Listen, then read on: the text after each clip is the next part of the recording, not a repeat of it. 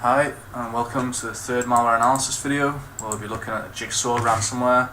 So the first thing I'm going to do, as usual, is just check the packer ID to see whether there's any packers detected in the ransomware. There isn't, that's great, so we're going to move on and have a look at the portable executable information. So just while that's running, we're also going to check virus total. Now we can do this through the command line with the virus total API, so we can do it in here vt-f jigsaw. That's going to give us a hash and tell us how many positives we have there, so 58 out of 61, and a link to the analysis if we want to go and check it out. We can just double click that. We could also run vt-fi and jigsaw, and that should retrieve us some information about some of the PE information, so like the imports here, similar to the last piece of ransomware we looked at. It's just the MS core .dll in there, and that's fine. So we can go back, have a look at PE scanner. Okay, so the entry point is showing here suspicious CRC, and we can see it is detected here in ClamAV as a Jigsaw virus. The original file name was Bitcoin Blackmailer.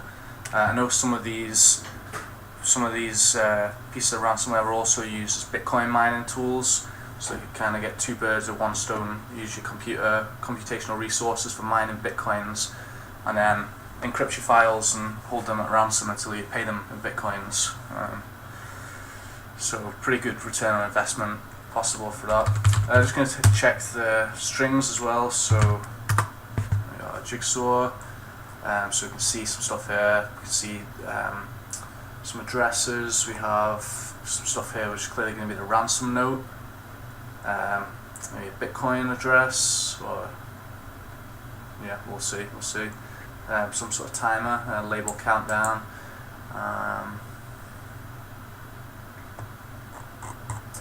Scroll up so we can see some different functions that are going to be used throughout this. We could go through and have a look to see which ones are looking could potentially be malicious, but I'm not going to go through all of this. I might just have a quick look to see if sometimes you can just use the net tag there to try and find any IP addresses or web addresses that might be relevant. That's fine. I'm just going to jump straight on, I think, to the dynamic analysis of this malware, which should be a lot more interesting. Okay, so this time around I'm not going to do any static analysis on the Windows side. I've got everything set up and ready here, just so we can try and keep the video time short. So we are going to use Wireshark to capture the network traffic and see whether it makes any calls out to any sites on Tor, or any command and control servers or anything like that. Might download some more information or send some information away. We have our process hacker here, so we're just going to have a look to see what happens with the processes whenever we run the malware, and then the registry shot, so we can take a snapshot of the registry. Take that now, and then we'll take another one after the ransomware is run and see how they compare. Okay, we'll start the Wireshark capture. It's great, and that's fine, so we can run the ransomware now and see what happens. Okay, congratulations, your software has been registered. Confirmation code is 994759. Email us this code in chat to activate your software. It can take up to 48 hours. Okay? So you might just download some software there and you think that's a keygen crack to use the software for free. Whenever you click that, you wouldn't really know that all your files are about to be encrypted. But as you can see here, you have drpbx.exe is spawned. Now actually they've tried to kind of name that thing to make it look like Dropbox, so that if you were looking at your task manager you might not see anything suspicious. So you can see a couple of more processes spawned here. Search protocol, search filter host. If we go in and have a look at the memory, oh, here we go, so there's our ransom note. There's no way to actually speed this along,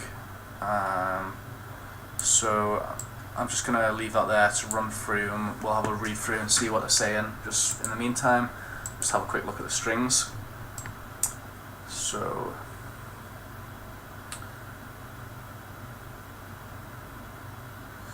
Okay, we can see stuff here, autopsy, so this is just some software I have on there. I'm wondering, are they maybe gonna, maybe this is a list of files that they're actually encrypting. I know this piece of ransomware is different to most in the sense that it will, it'll take a copy of all the files on the system, and then it will encrypt those, and then delete the originals. So it's a slightly different way of encrypting files compared to most. We see some stuff here about the ransom message, network PNG. Right, it'd be interesting to have a look and see what these images are related to.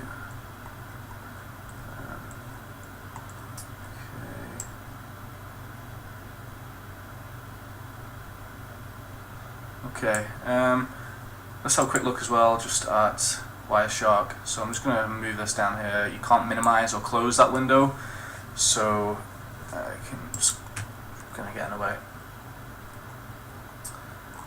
Okay, let's see if we have any DNS. No. Not really seeing much particularly interesting here. The ARP requests.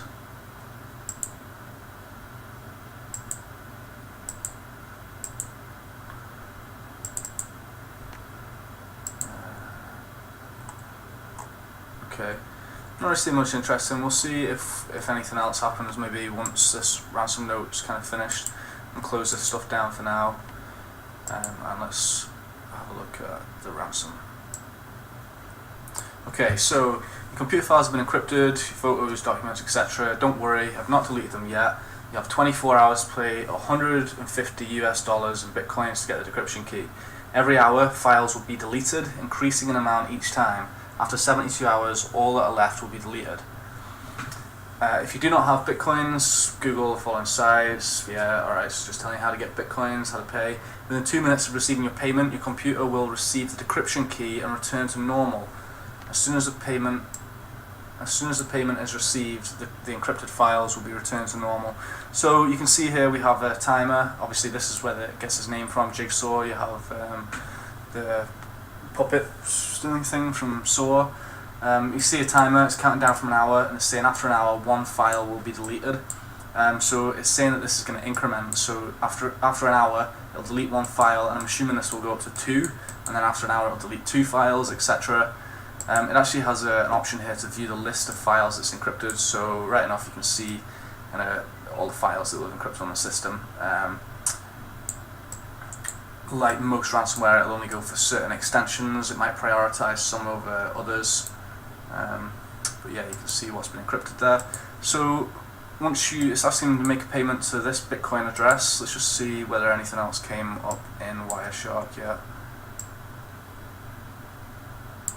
No, it didn't. I'm going to restart the current capture just so we see what happens here whenever I click I made this payment. Okay, so you can see some stuff spawning up there now in Wireshark.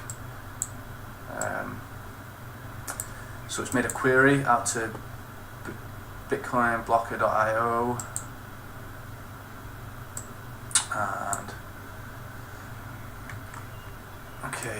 get API. So it's looking for it's made an API request there to get the balance of this Bitcoin address to see whether we have made the payment.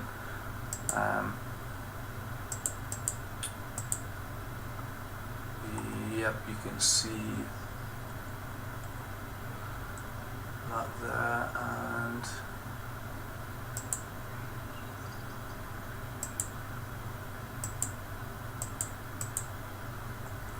okay, let's just see then what yeah, you haven't made a payment, try again.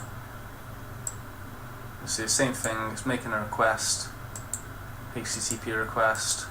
We could go and have a look at that web address, and if we wanted to, and go and actually see.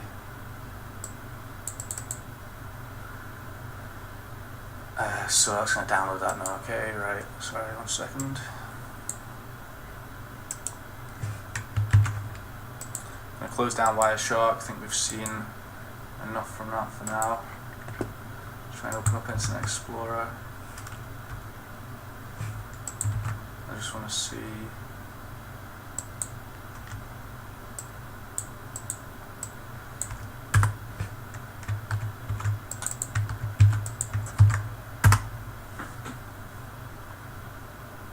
Alright, let's just try and open up.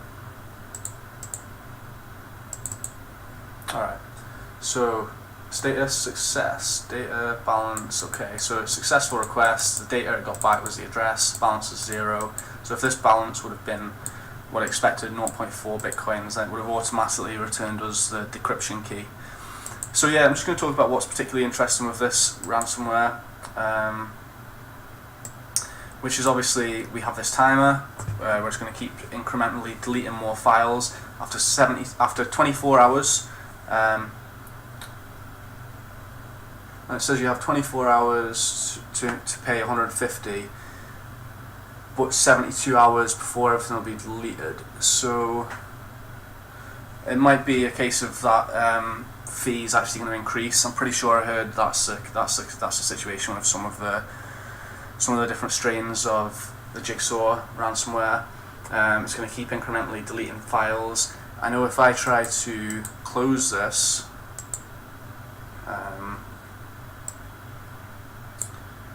okay, let me just take the second registry shot here as well. If you try to close this, I mean, it should come up with a message there. I know if we try to restart the computer, it definitely will do. If I go to shut down, it's going to say you're about to make a very bad decision. Are you sure about it? So the reason it's saying that is because supposedly this will delete 1,000 files if you restart the computer. Now I don't know whether this is just restricted to certain strains, because I did try a restart previously and didn't appear to lose 1,000 files. But I'll note that whenever you go start and let me try start and restart. Very bad decision. Okay. Well, whenever I tried this previously, I'd already terminated this process, so I just don't know whether maybe that was what stopped it from deleting the files. I'll maybe try and I'll try and do a restart and just see what happens.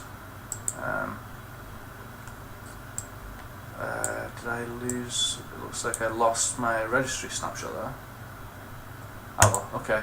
Not too important. I know there's quite a few registry changes, but we'll just leave that. So what I am going to do, this ransomware actually there was a decryption tool released for it, so I'm going to test that out and see whether it actually how it works.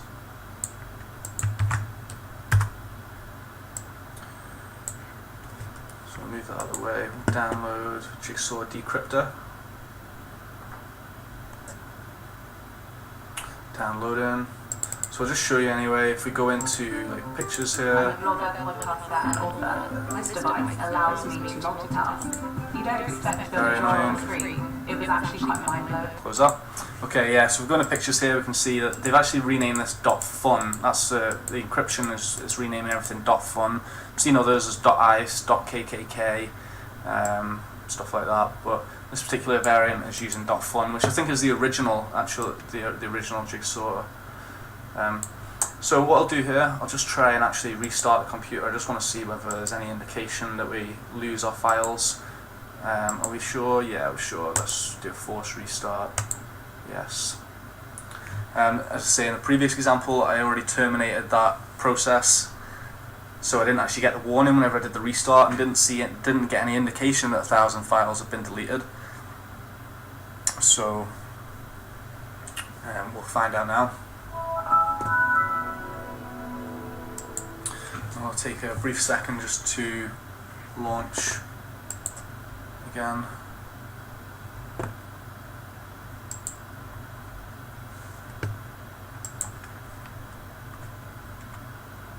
Okay.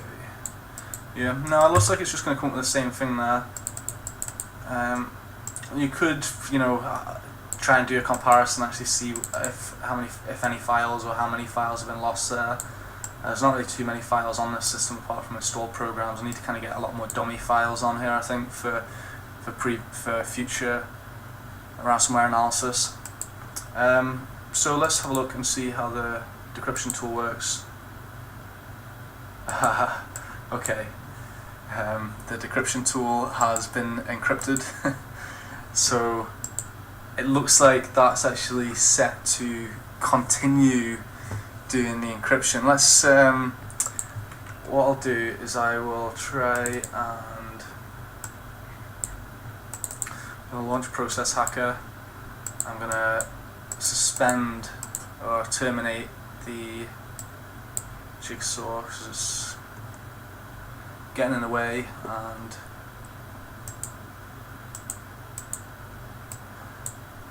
right. Windows Desktop Manager, okay, it's not. Okay, let me try and just Control and delete.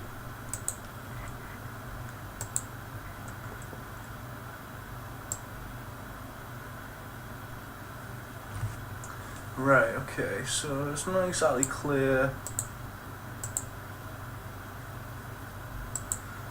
It's not exactly clear how that's going to close there. Let me. Unless I'm not running Firefox, let me try. Ah, right, very sneaky, yeah, okay. So you can see what I did there. That actually renamed the malware exe to firefox.exe to try and hide it. You see, originally it was using dropbox.exe so that you wouldn't suspect it. So yeah, I'm gonna download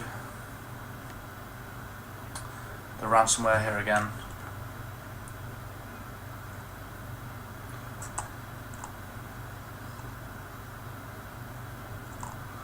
Okay, downloading Decrypted. So I'm going to do this on the main system.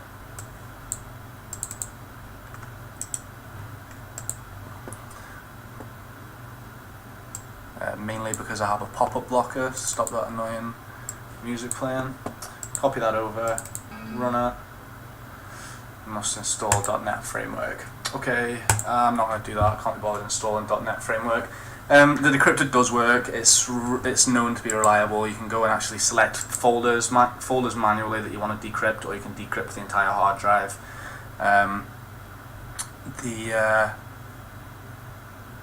There is a full guideline explaining how they are able to develop the decryptor, but yeah, we'll just leave that. If you get infected with this ransomware, at least you know that there is a decryptor out there. You just need to have Microsoft.NET installed, which I can't be bothered installing. Alright, and that's everything. That's it for the Jigsaw ransomware analysis. If you have any comments, any feedback for me, please leave a comment below and click to subscribe.